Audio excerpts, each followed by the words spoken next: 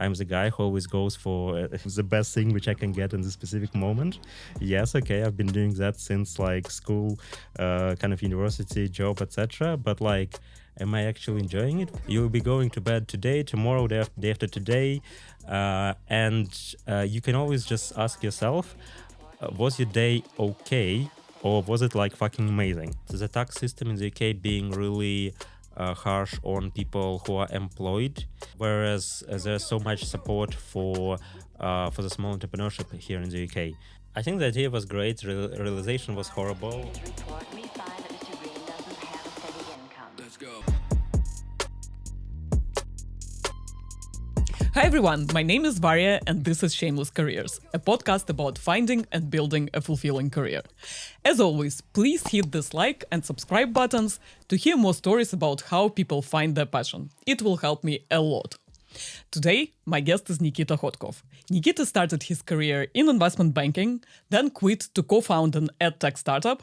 The startup unfortunately didn't work out, so Nikita had to rush and find a new job, and he became an immigration advisor.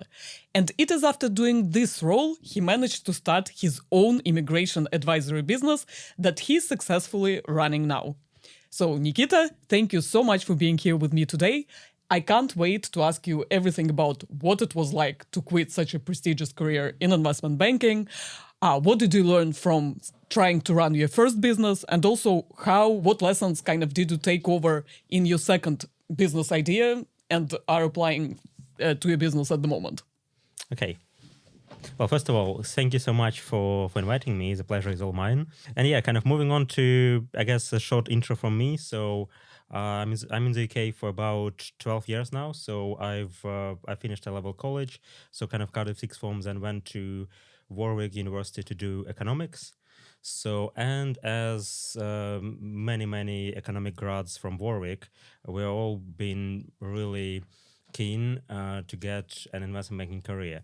I wouldn't go as far to say that it's pretty unhealthy kind of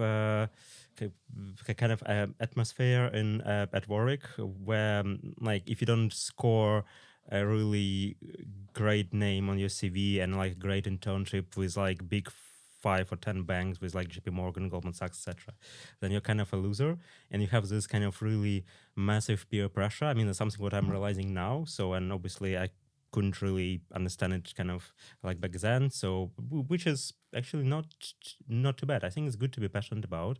It's good to want to go to the big names, to the biggest multinational companies, because they invest a lot in your training. And I mean, you can learn a lot, and it's definitely the best thing you can do if you don't know anything about like what you do in life. Just try to get to the most highest paid kind of company you can get to. So I first got like an internship in a small American hedge fund. I didn't get any of those big like top 10, top 15 investment banks. So I got one offer from UBS, which I didn't quite like.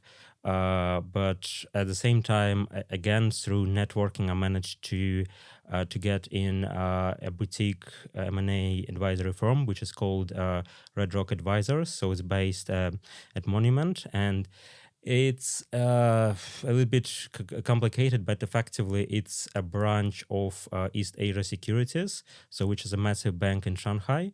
So, and what this company did, they effectively were working for this East Asia Securities and helping them to find targets for the acquisition or joint venture, or what is kind of commonly known as M&A, mergers and acquisitions, in Europe and UK. So can you tell me a bit more about the time when you were in the investment bank and you realized that you want to pursue something entrepreneurial?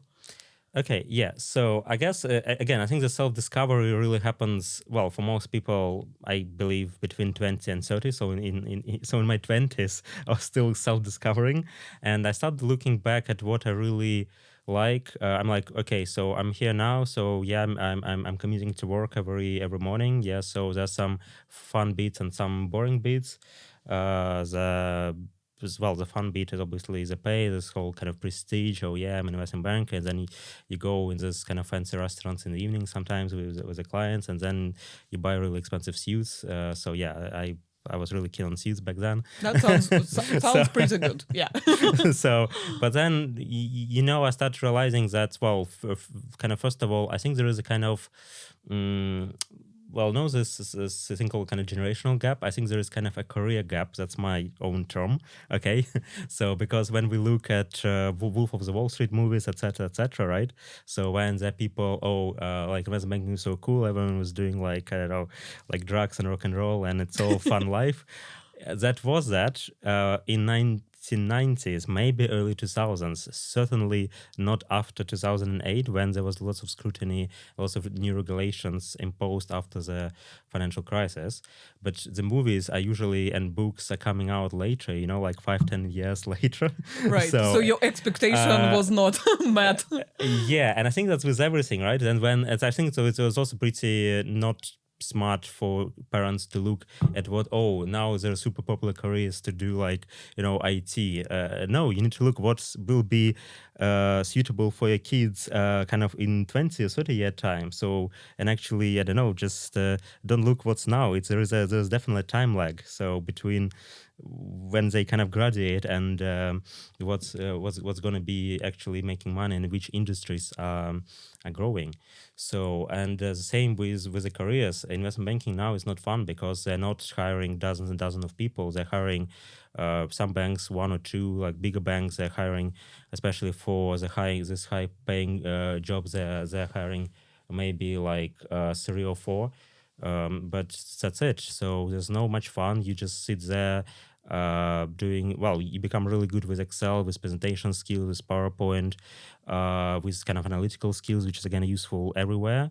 But the whole idea is that you're just waiting for someone above you to quit, or because there's no really the industry, you always want to be eating the pie which is growing, and rather than trying to steal someone else's piece, you actually just want to get the pie is growing and you eating this part which has which has actually kind of got extended to the pie, rather than competing for the shrinking or like the same pie. So, and I think that's what's happening in investment banking, because it's so competitive, and so it's just it's very slightly super growing pie, if not shrinking. And there's no much, you kind of progress really slowly. I realize that I'll be able to speak and do really cool stuff maybe when I'm 30 or 35. And then I think that's around the time when I start attend psychology sessions. My goal was just, I think it's really good for everyone to try to kind of dig deep in themselves, even if you don't have really big concerns. So just as an experience, and I'm like, okay, so who Nikita really is.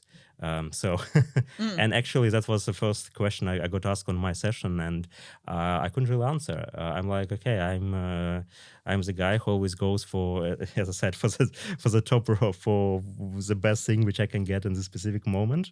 Yes, okay, I've been doing that since like school, kind of university, job, etc. But like, am I actually enjoying it? What I actually like doing? I like talking to people. That's fucking obvious. Okay, sorry for my language, but yeah, do I like sitting in front of the of those desktop for 18 hours and kind of doing the models? Well, yeah, I like intellectual kind of stimulating tasks, but am I really? Am I more like a people's person? And I start realizing that other people don't maybe have those kind of, I don't know, natural characters that I do.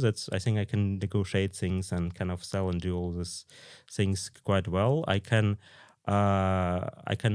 realized like the jobs, and I was also doing like I realized I always was doing some kind of small startups along the way. So that's another massive discovery. That's I don't know. One of the first ones was joining a young enterprise at the sixth form college. We was selling ties. Then our school introduced a compulsory, just ties, the part of the uniform. We just ordered like a box of 200 from AliExpress and sold them with a markup of like 1,000% at the school. So then at uni, whenever I need to pack, and go for the summer holidays, or like change flats, I was ordering literally massive pallets of boxes. So I think it comes as a pallet, there's like a truck coming, and then there's this machine which rolls thing out on this fork thing. So and then it's a massive pallet. But then I created a group when people from all student accommodation around it will come at this specific place. They prepaid me for this, and they collect their boxes. And this whole pallet was gone like after 1 hour, and I think I also made like I don't know, about like 300 or 400 pounds in 1 hour effectively. So because everyone needed boxes to pack, right? So that I was always trying to do some effective entrepreneurial things here and there, and which involves mostly thinking about the kind of the product, what's useful for people, negotiating it with people, negotiating price, etc., and putting I think it's an art of putting things together when you don't necessarily even have things like resources in place. I think that's kind of a definition of entrepreneurship which I like. That's you don't have resources in front of you, but you already know what you need to build, and can I have some scissors from this guy? Can I get some paper from this guy? I don't know. I don't have iPad. Can I borrow it from you? And okay, here is like YouTube instruction. Okay, well, let's build, I don't know, some craft out of paper. So you have the idea in mind, but like you don't have resources. That's, I think, what's entrepreneurship thing. Entrepreneurship is. Some people maybe have it. Some people kind of more or less I do. Well, I started realizing that I do, I think, have it. So as a skill, and I'm not definitely using it in investment bank. So, and as some time around this time, so I've only been there for 6 or 7 months. So because I'm an immigrant, so I came on a visa. So I needed to, I couldn't just quit and do the entrepreneurship. So back then there was something called the startup visa. So my friend and I we decided, okay, kind of screw it, let's just apply and see how it goes. Yeah, we got invited for the interview. We passed the interview assessment, and so our business idea was selected by the kind of the commission. So which again kind of gave me more confidence. I'm like, okay, kind of screw it, let's actually put everything in and kind of go and do business. Wrong decision. Well, let's pause here because I think it's a whole separate topic around how you ventured into entrepreneurship and kind of why what worked and what didn't work out. But before we dive into this, one observation that I wanted to make is that we started our conversation with this idea that, okay, when you start your career, you're not super self-aware, so you just go for the best and most prestigious thing. But there comes a point where you're like, okay, you really need to stop and kind of sense check with yourself. Okay, is this path for me? Like, truly, do I really see meaning in it for myself beyond kind of prestige and external factors or not? And I think it's very telling that when you went to the therapy sessions, you couldn't answer the question like who you are, what you like, because I think that's exactly the moment that pretty much all of us are going through. Like, we were never asked the question before that point, like, what do you actually like? You kind of rush to kind of establish yourself, get a good name on your CV, etc. So I feel like we should give credit to the fact that it's okay to not have the answer straight away. You kind of almost need to reinvent yourself from scratch and ask yourself questions that you've never asked before. And clearly, in your case, kind of it worked out. You kind of could notice that you are entrepreneurial in nature. You kind of observed that this could be a path for you. And maybe kind of a question on that. For people who don't realize who they are and can't answer this question yet, like what advice would you give to them to figure it out quicker? London is amazing or any big city is amazing for going on coffee with people whom you would never naturally meet in your life. So you can literally send 100 LinkedIn messages to 100 like MD directors, really cool people who are like in their 40s or 50s with so much experience. In my experience, about kind of 10 of them will actually reply. So to you, and with 5 of them, you'll go for coffee. So, and that's exactly what I think during the stage, I was literally trying to go for dinners and coffees with 1 or 2. I think it's on average, I was definitely doing 2 coffees a week. So, and then plus 1 or 2 networking events. It's really, really helps, even if you don't know. So actually just go and speak and some of them will be boring, some of them will be useful. The most useful one was this with a person who was a chief operating officer of Goldman Sachs India, who was actually the one responsible for setting up all of the operations when the Goldman Sachs was first opening the offices there. So, and yeah, he talked about the whole bunch of really cool things, how the work is, etc., etc. But then at the end, he said, "Okay, like, listen, you'll never be opening a branch of Goldman Sachs in India. Okay, it's already done. You'll never be doing what I did because the year is different, the time is different, your background is different, like whatever." So, and that's actually something we're important to keep in mind, right? But what you will do, you'll be going to bed today, tomorrow, day after today, and you can always just ask yourself, was your day okay, or was it like fucking amazing? So, and I think by then, and I think by probably by 2024, I would say, by maybe middle of this year, I think most of my days were okay. And like, you should be really honest with yourself, and it's not really that hard, okay? So you can't maybe openly admit it to your friends or your family, but you can always be honest with yourself when when you're in bed and about to get to bed. Oh, is your life really okay, or is fucking amazing? I think only now-ish I can say, yeah, I reached this point, and it's really that is something new, which I hope we'll meet in 5 or 10 years. I can tell you more, because it's so liberating. I can now thinking about what to do in 2026, or like what business to open next, what to do. You kind of open a new orbit of thinking and everything, and I think that was really smart advice back then, to just try to work on a job which you like, which is like makes you feel fucking amazing, to be in a relationship which makes you feel like fucking amazing, just like do the sport which you also like, and not I ran half marathon. I hated it each single minute of the marathon, and never run again. So now, like, again, I figure out that's like tennis is definitely for me, etc. It's in every aspect of the life. So that's, you need to, but again, you will only figure it out by going for this thousands of coffees. If you're living in London paying, I don't know, 2,000, 3,000 pounds in rent, like, you're paying for the ability to speak. Take advantage of it. Take advantage of paying so expensive fucking rent. So just go and speak to people on the networking events. Like, half of them are free. So, and well, not free, you're paying for the rent in London. So it's kind of, this extra benefit which it's included in your rent. Yeah, exactly. The perk. Yeah. Okay, cool. Let's go back to the time when you realized that you are entrepreneurial. You and your co-founder applied for a startup visa. So can you tell me what was the business idea, and to which stage did you guys manage to develop it, and at which point you realized that, okay, it's not working out as expected? I think the idea was great. Realization was horrible. The maturity of us as individuals was horrible, and everything ended horribly. But yeah, so that's in short. So that's a quick summary. Idea. So the idea, it was an edtech startup. So the idea is that recruitment for these big banks and big companies is in my opinion, even up to date, is going kind of nowhere.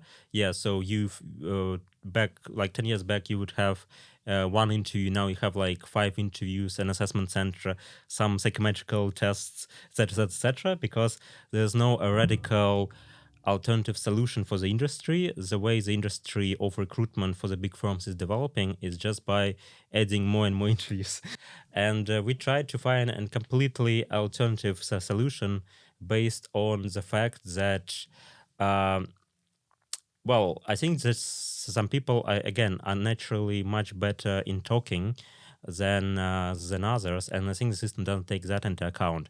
I know a girl from my cohort, like at Warwick, who is just brilliant. So at talking and presenting herself, and effectively bullshitting her way at the very top position. I was so disappointed to see, again, some of my friends who are really, really smart can't make through the process, because of this, kind of, I think, bias in in a system effectively. So our alternative solution was that.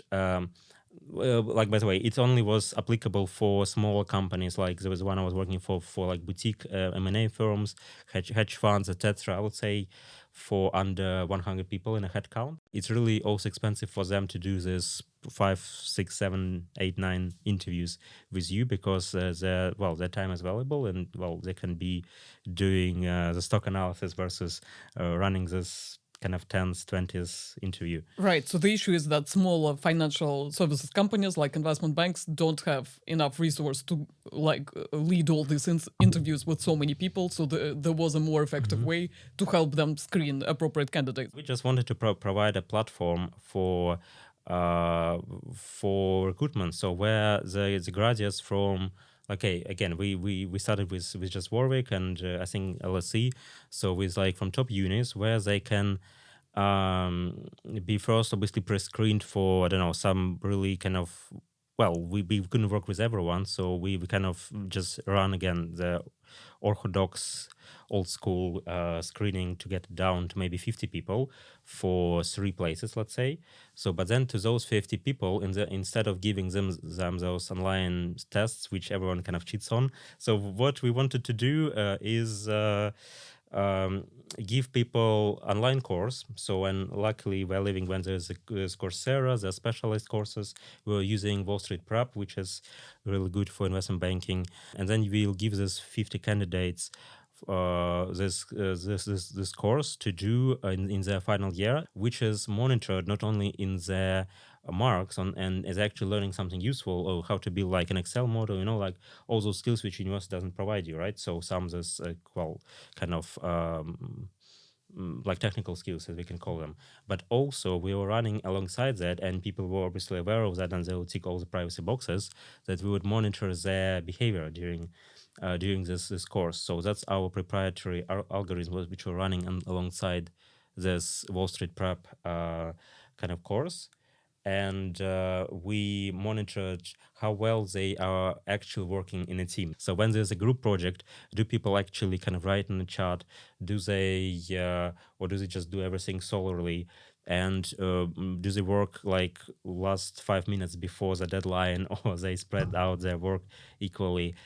And we don't take any judgment. I think that's the biggest problem of the recruitment right now, is that you have HRs who are trained, suppose they finish HR universities or whatever.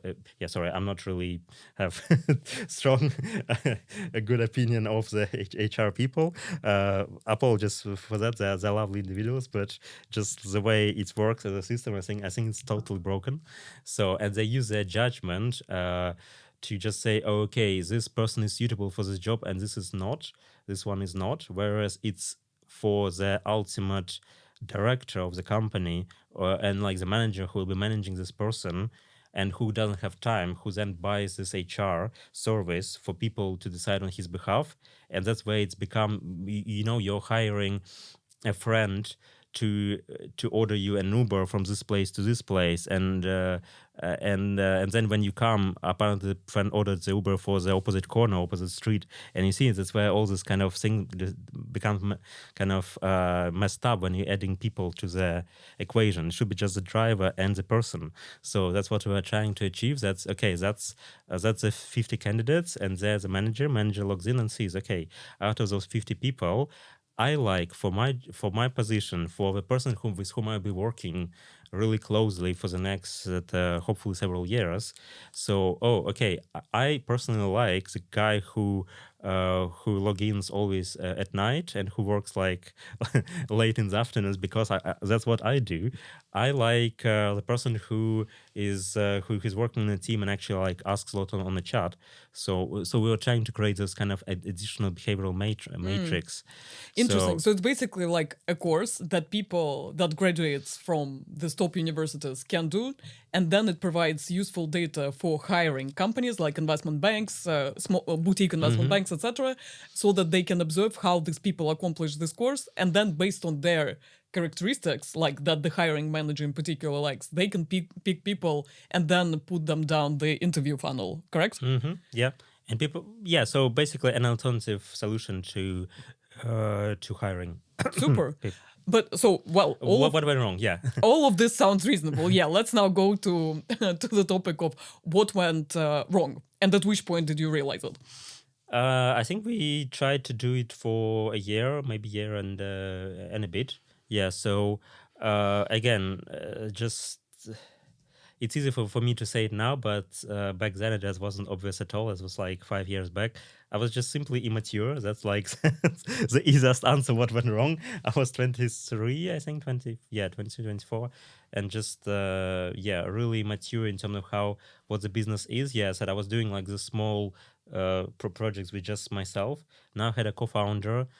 Okay, and then the short answer is if you open the book, I think called 0 to 1, which I read after it's all failed. So I was trying to analyze what went wrong. To help you understand, what I think what I've happened. done literally every single step wrongly. Like, I think the first, even 10 pages, when it says what not to do, I've done exactly all of them. So just read this book. I mean, you'll see the point. How did you honestly. feel reading this book? Did you cry? So I'm like, I should have probably read something like that. But in summary, it things like you don't do company 50-50 with your friend. Or if you do, you should be like really super mature. Why is it so hard? We were best friends. We were flatmates. So we had to co-live together, even if we had an argument, which is not easy at work. We had to split those responsibilities really clearly, which is not something what you're taught or know how to do. So it was difficult to split it. It was really, like you can't shout at a person at work and then go to home and like cook the dinner, I don't know, like together in the same kitchen and be best friends and discuss some kind of like private matters and support like each other, because what friends do. And it's really, it was really messed up, I think, this part. So that's why if you do business with your friends or your partners, even, like, just outline the roles on a piece of paper super clearly, like or just don't do it. I mean, if you don't feel you're mature enough, I think that's the biggest kind of take from it, because you'll be mixing out things, and you have to be, business is about, well, making money or going bankrupt days. So whereas the friendship is not really like this, so it's not like it's a different set of kind of success and failure. It's a different game altogether, and you don't want to mix up the so two. if you can't do it, don't do it. My co-founder was an IT guy who can kind of build all of that. It was more about kind of talking sales, etc. So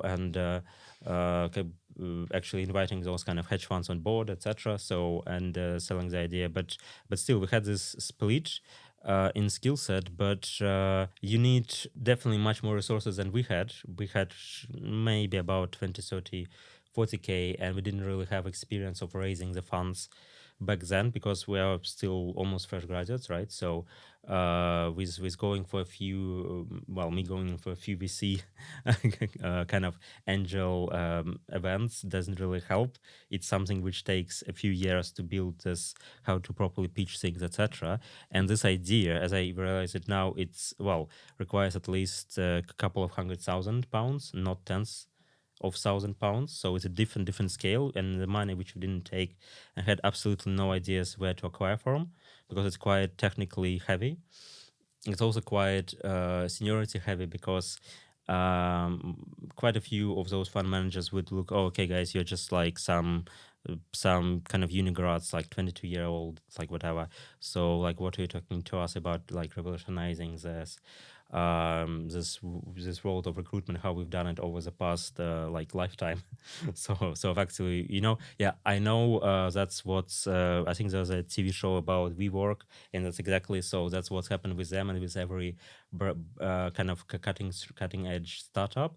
But like, not everyone is WeWork. WeWork is a fucking only example out of tens and millions of businesses of people who tried to revolutionize something. That's the only semi-successful story. I think the key is it's still semi-successful because how much trouble they have. But yeah, so if you're trying to push something, obviously, you can do, and you can feel this really brave and amazing. That's, we're doing something. We're like changing the world. But try to be realistic. That's not something what you want to do in your first business, especially if you don't have a huge backing of I don't know, your parents being kind of millionaires, or and you don't have experience and etc. Just try to be more realistic. I think that's kind of another thing, really. And so the combination. And we were always on the visa, so we had to kind of then run as the whole set of kind of compliance and regulations, so and report how we are developing and hitting visa-specific milestones, which were different from business milestones, which is really annoying because we needed to like show like some there was like it was a little bit kind of like stupid criteria of what we've done in our business plan. Which wasn't anything to do with making money, and you know how ideas are changing every like few months You or need to the make early stage. pivots. But for visa compliance, we needed to keep the original idea and score some of the boxes, which is again like completely nonsense. And then the COVID hit. Right. And Yeah. being on the visa, so that's the four things. So as all of this was evolving, what did it feel like? Did you feel like massive self-doubt? Did you feel panic about needing to find the next job? Like, what was this time like for you? Yeah, it was everything. So so we couldn't obviously extend then the visa, the entrepreneurship visa, because we just figured out that we've spent all the money we had in saving from from previous job and from, well, literally everything. So, and we done some we were done obviously some childish decisions, such as we need an office. We got a really great deal for an office at the bank, literally opposite the office of the company where I was working in the investment bank. It was really cool office for £1,000 a month. That was great. Again, the stupidest decision ever, as I can see it now. It's just drains your very small budget, which is already kind of tiny. Again, just being immature, really. The COVID hit, so I needed a visa, so I was really desperate to take, anything. Outreaching to any people I know and networked and had a coffee with, along with applying for for kind of traditional jobs. By the way, that's never been successful. So, but I've managed to have a coffee with the founder of kind of like Carfax Education, and so they actually needed someone to build effectively a company inside them, because they were doing a lot of educational consultancy, so how to get to schools and unis for families relocating here or just sending their kids there. But then what they need, they need tutoring, which they also provided, and they needed immigration advice, right? So how to get even the student visas or some visas for the parents. Well, I said yes, regardless, because I said I needed any job. Yeah, you were just looking for something very quickly, right? It was literally March 2020. 2020, when I think I managed to return back to the UK, so I just got the visa from them. I managed to get, I think, 3 days before the lockdown, and again that would just kind of that would just mess up my whole kind of my own immigration kind of route to the British citizenship. But I was really happy that I got it. I didn't know what I was signing up for, but it's worked out really well. So I built out all the processes, all the templates. So you need to work in a company for at least 6 months to qualify for the exam. With immigration advisors, you just do experience plus exams. That's how you then within a year you can become effectively an immigration advisor. And it was really easy for me because I did all my visas myself. Right. Yeah. So you have built out an immigration advisory within this firm. Yeah. And I understand that this has become the foundation of your business that you're running now, right? Exactly. Well, effectively, because I think the company wasn't really interested in, again, as a managerial decision, I'm really thankful to Carfax for then offering me this skilled worker visa, but they were not interested in investing in me as an individual. I think that's so for me. I was just as long as I was able to do entrepreneurship legally, and for that I needed the indefinite leave status, which I got in September 2023.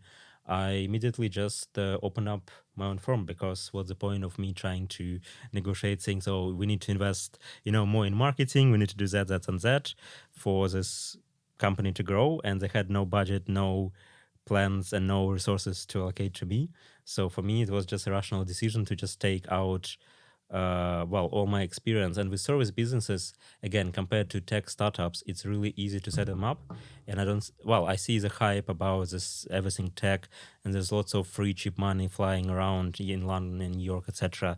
for tech. But but it's really hard to set up. As I tried with the service businesses, you need a laptop and you need. That's pretty much it. And you need your own brain, right? So your qualification, etc., which goes with you. And yeah, that's how I started operating independently from December 2023, and up until now, it started growing quite, I would say, much faster than I was imagining. By the summer of 2024, I had an urgent need for a first full-time member of staff. So I got the license to hire skilled workers. So when I got a person on a skilled worker visa, so as my first employee. And this time around, unlike the first time when you kind of came up with an idea, a tech idea that you kind of never had exposure to, like you've never built a tech business before, here it was the opposite situation. You have had some really relevant work experience. In fact, this is what you then started to do independently, exactly what you were doing in the previous company. You had contacts and exposure to clients. You are by nature a social person, so you could attract more people. And as a result, kind of somehow this business idea made more sense versus throwing yourself into something that was completely unknown and turned out to be very resource intensive and financially intensive exercise.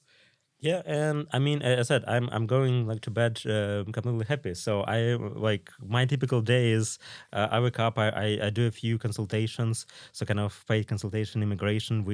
I love listening to people's story when and you know there are lots of people who do immigration, obviously, right? But my competitive advantage is as well. First of all, I speak Russian. I can speak in a native language, and people usually who are concerned about the immigration problems, they love speaking in Russian. That's something what we can do for sure. And secondly, I really love dedicating my time. I'm not this kind of 50-year-old guy with lots of experience and who are bored with life. I really sit down, talk to people, know where they come in, how they come in, which visas they've been to, and then really try to optimize their route to indefinite leave and to British passport as a usual kind of desired outcome. So, and really find the cheapest and shortest approach to them. And one question that we haven't touched upon is related to finances. Can you earn good money essentially doing a service-based business? Yeah, 100%. We need to remember about that the tax system in the UK being really harsh on people who are employed. So as you progress in your careers, even currently the tax brackets are freezed. So as you earn more, you start paying more in taxes, and it's not now indexed with inflation. Whereas there's so much support for the small entrepreneurship here in the UK. And so if you take this into account, and you can really be paying maybe half of the taxes which you pay as an employee in a similar role. So that's a massive savings. And you have so much, like if you open a bank account, then they'll give you, I don't know, £200 or like I think Revolut now giving you £450 for just opening a business bank with them. And just to wrap up, what advice would you give to people who are looking for a fulfilling career? Based taking stock of all your experience, what do you think are key inputs and variables in this formula? Love what you do and do what I think your personality is matched for. Like maybe like take some wine to relax, and then just like take a massive piece of paper and just kind of write down, okay, I am Nikita, so I am really good with these things, or like I've earned most of the money out of doing that and that and that. Like, so I've like people are thankful to me for doing that and that, or just hire like a therapist. It's cheap anyways.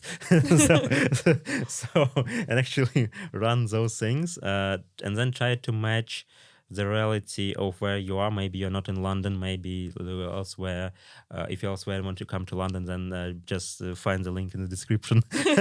We'll help you relocate. So and then just look at the circumstances which are around you, and an act. I mean, maybe you can't open an immigration advisory firm like right away tomorrow, but start slowly move towards where your personality is best fitted, because at the end of the day, how economy works is people like anyone can fix like a broken toilet, or even like sit down for a few days and read the immigration law and do any sort of visa for themselves, or like maybe a few weeks, like yes, I can sit down and figure out how entrepreneurship visa works. So and it's not like there are no secrets, there's no hidden misinformation, and that's the service industry is, but that's why it exists. It's like I think 70% or 80% of UK economy is a service-based economy where people pay each other money for solving this part of the problem by an expert, rather than sitting down and doing it themselves. Just focused on figuring out who you are and who you as a person, which service you can deliver best, and satisfy as many people as possible in your network, in your niche, with your natural skill set. I don't know. Yeah, just try to combine those two. Cool. Thank you so much, Nikita. And where can people find you? We can leave a link for a specific kind of like booking type in my calendar, which will give, I think, half the price of the consultation with me. I think we usually charge £250 per hour, but I think we can do 150, I think, pounds an hour for listeners. Yeah. Let's do it. Thank you so much, Nikita, for being here with me today, and good luck with your journey ahead. All right. Thank you so much for inviting me.